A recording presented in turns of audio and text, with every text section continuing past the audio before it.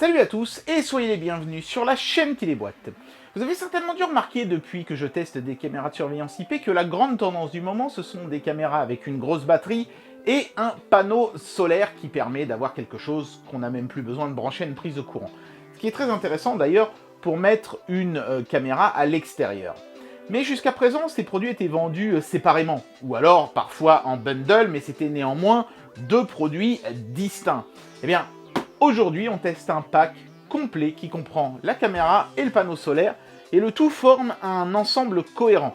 Et ultime petit raffinement, cette caméra fonctionnant avec de la 4G et non pas avec du Wi-Fi, vous pouvez littéralement aller la mettre au beau milieu d'un champ, elle va fonctionner à partir du moment où il y a une couverture mobile. Alors, est-ce que c'est la caméra, on va dire, qu'on peut vraiment littéralement foutre partout, ultime? Eh ben c'est parti pour le test. Le but pour le fabricant ici est clair, hein, cette caméra doit être complètement autonome et littéralement on la sort de la boîte, on l'assemble, on la pose quelque part et elle se démerde. Il n'y a plus qu'à l'associer avec son smartphone. Est-ce que ça va être réussi? Ça va certainement dépendre de la qualité du panneau solaire, à vrai dire, et de sa capacité à recharger la batterie. En plus, il m'a envoyé ça en plein mois de décembre, à un moment où il n'y a pas beaucoup de soleil et où en plus il fait nuit très tôt. Donc ça va être un petit peu le crash test pour ce produit. On va procéder tout de suite au déboîtage. Alors c'est pas du EasyVis cette fois-ci, hein, c'est du C-Tronic. Voilà. En tout cas, l'emballage a l'air plutôt pas mal. Alors là, ils ont collé directement sur le bloc de mousse de calage un petit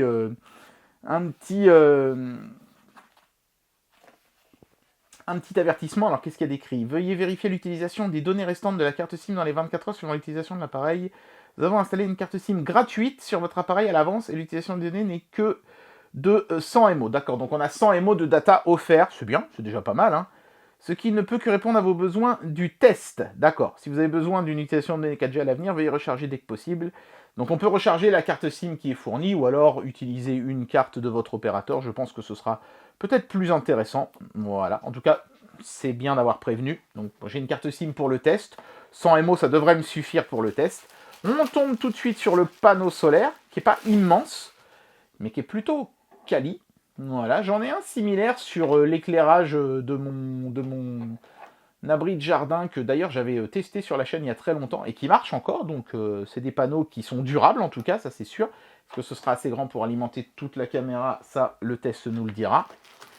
Le câble qui, j'imagine, relie le panneau à la caméra ou permet de recharger peut-être la batterie de la caméra quand on ne se sert pas du panneau. Je ne sais pas, on verra aussi.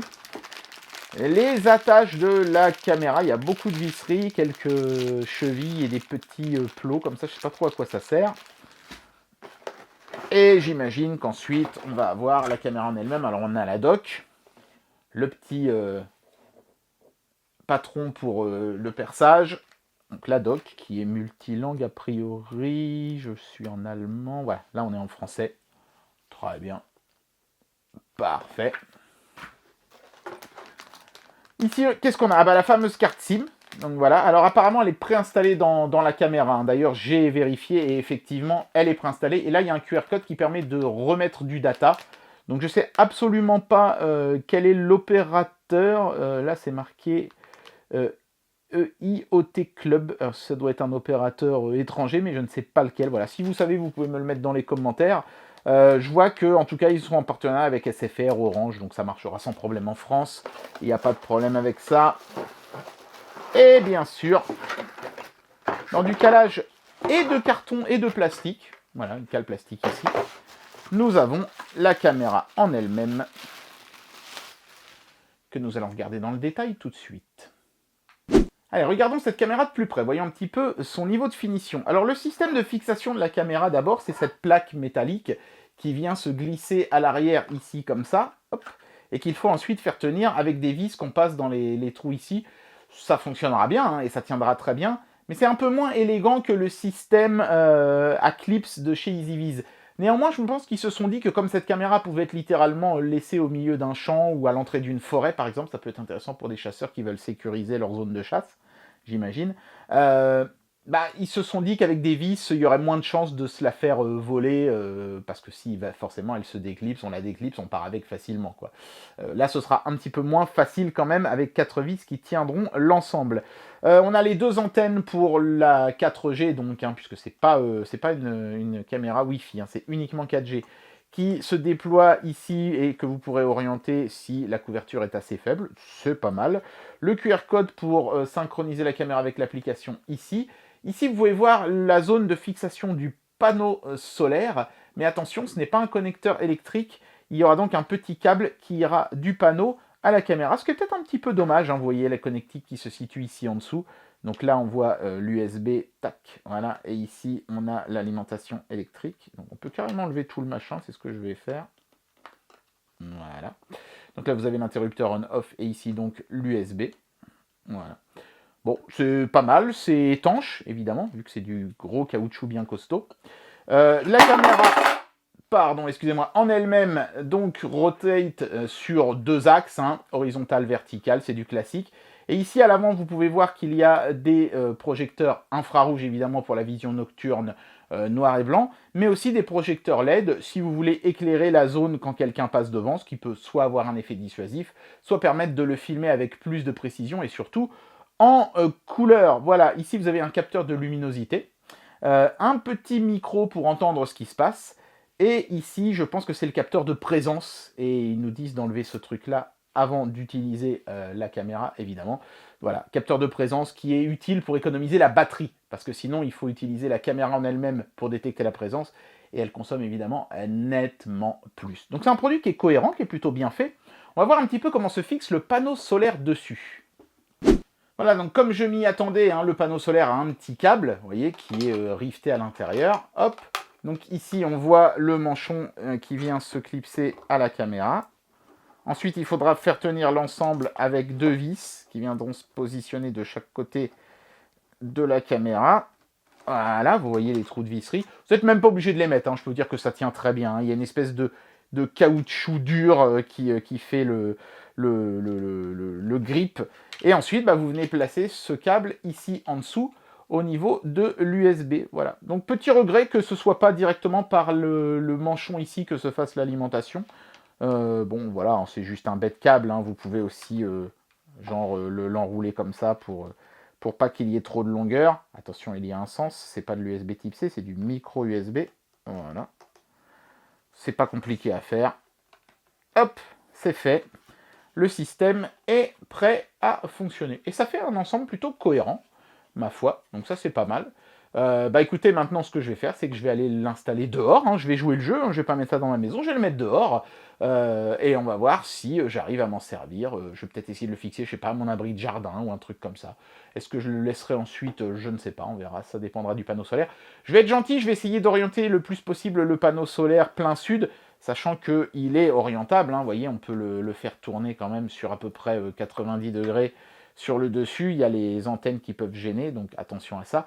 Mais voilà, je vais mettre ce truc-là dehors chez moi, et puis on va essayer de le faire fonctionner un petit peu. C'est parti. Alors juste avant le test en taille réelle, 2 petites choses, pour ceux qui se posaient la question. C'est ici, sous la caméra, qu'on viendra mettre la carte SIM, qui est déjà préinstallée dans le mien. Je ne sais pas si c'est parce que la personne qui me l'a envoyé pour le test a voulu vérifier que tout se passait bien d'abord.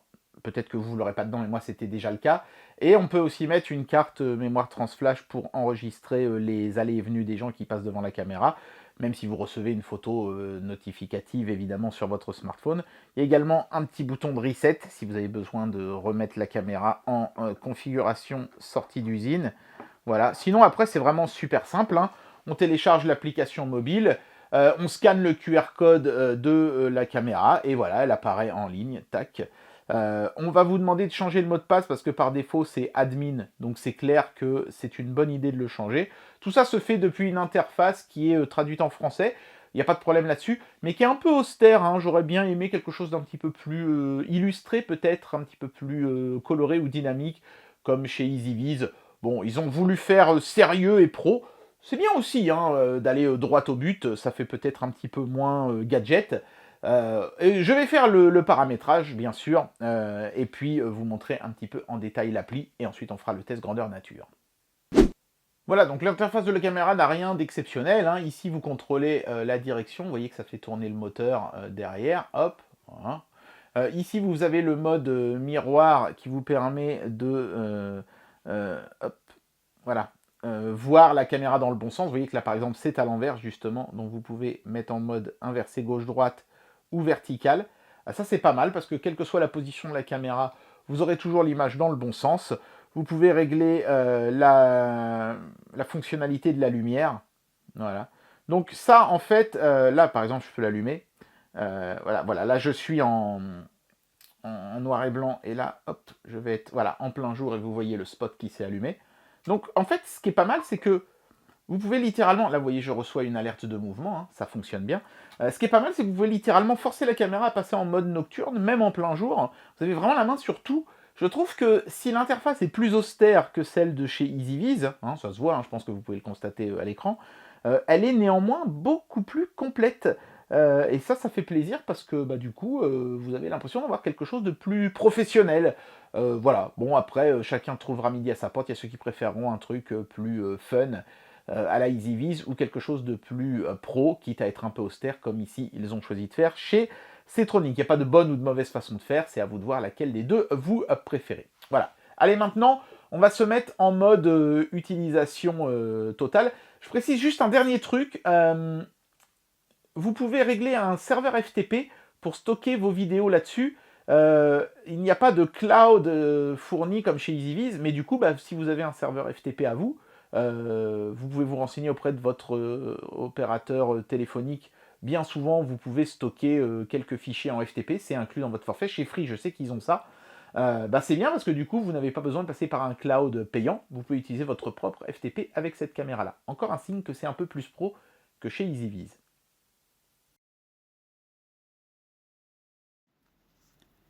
Et alors voilà ce que donne la qualité de l'image de jour et de nuit. Alors excusez-moi, de nuit, je n'ai pas pu filmer en extérieur parce qu'il y avait un brouillard énorme et on voyait absolument rien. Donc je me suis mis en intérieur et en plus j'ai fait une fausse manip, ce qui fait que on ne voit mon beau corps musclé que pendant un bref instant. Mais ça vous donne quand même une idée de la qualité qui est bonne, hein, mais qui est compressée du fait de la présence du réseau 4G qui ne doit pas consommer trop de data. Mais la détection humaine fonctionne bien. 2 jours notamment, j'ai exclusivement utilisé ça pour me filmer. Et ça se détectait sans problème et ça ne faisait pas de fausses alertes avec mon chien ou d'autres trucs. Donc ouais, globalement satisfait. Il faudra juste accepter le taux de compression lié à la 4G.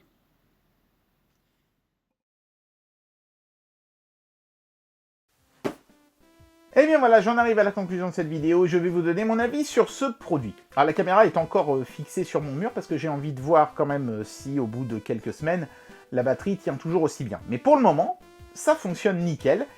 La batterie m'a été livrée, elle était à vraiment 1 pixel d'avoir la jauge de la batterie à fond.